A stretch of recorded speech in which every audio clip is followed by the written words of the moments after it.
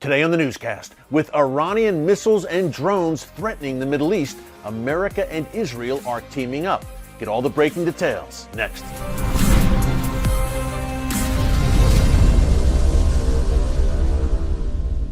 Hey folks, Erick Stakelbeck here. Welcome to the Watchman Newscast. We want to get into some very interesting news about Israel and the United States working together to counter this Iran drone and missile threat, which is literally sweeping across the Middle East as I speak. We'll get into that in a minute. Before I do, I wanted to give you a quick update on yesterday's newscast. You can check it out in our archives here on YouTube. We reported on a very dangerous April 2nd incident, details of which are just emerging now, in which 3 Iranian Revolutionary Guards Corps attack boats backed up by an Iranian ship, harassed 2 U.S. ships in the Persian Gulf. Now, in this incident, these Iranian vessels basically swarmed these 2 U.S. ships. It was a very tense standoff that lasted for some 3 hours.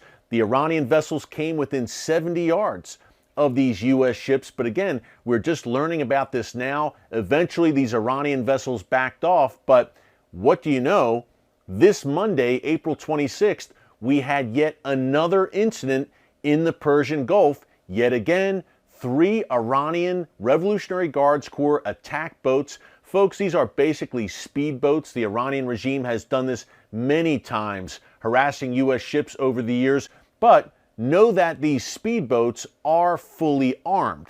So Monday night, this past Monday night, again, 3 of these speedboats harassed 2 U.S. ships. But this time, one of the ships fired 3 warning shots. One of the American ships fired 3 warning shots after giving repeated warnings to these Iranian boats.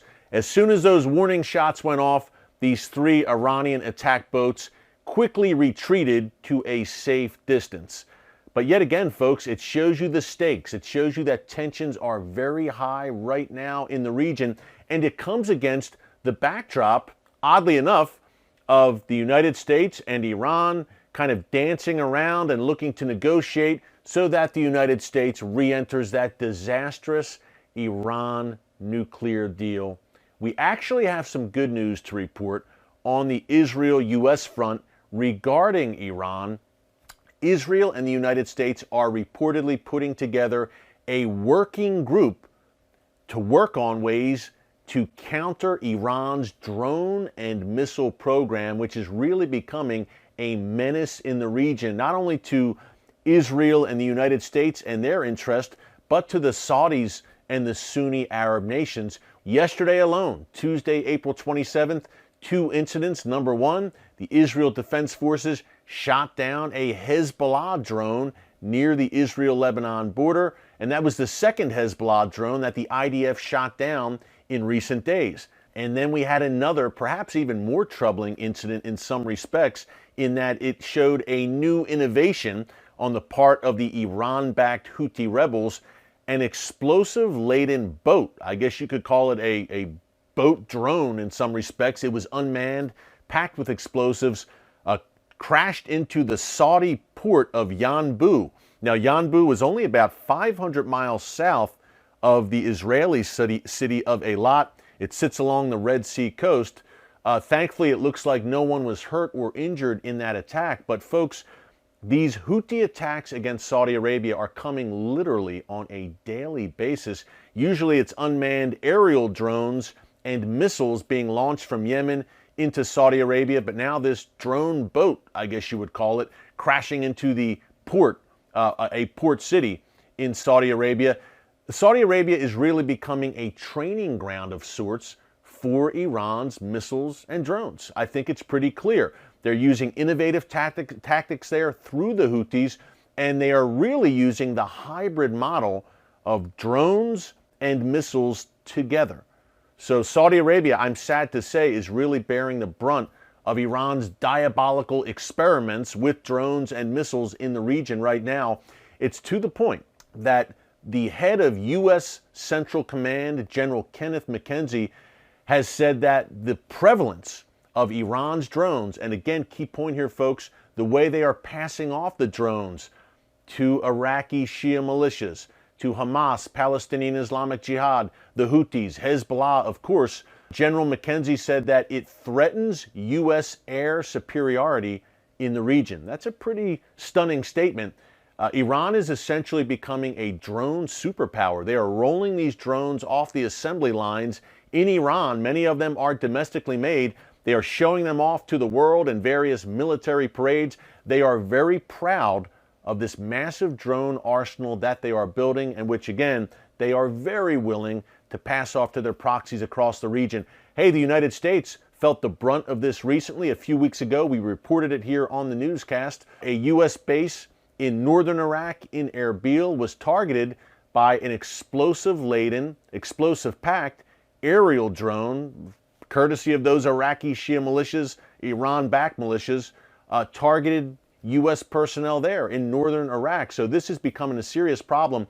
And I thought an interesting point here was that McKenzie, this U.S. general, said that, yes, the larger unmanned drones are obviously a major issue, but these smaller drones, I mean tiny drones, may be even more concerning in that you can pack them with explosives and hit an object, hit a target, obviously, cause great damage, but perhaps they are harder to detect and bring down than one of the larger drones, which are obviously a bigger target, easy to see on radar. Now, the U.S. and Israel obviously have pretty strong missile defense systems. Of course, Israel with Iron Dome, David Sling, Patriot anti-missile batteries as well. The U.S. has some Iron Dome batteries in Iraq.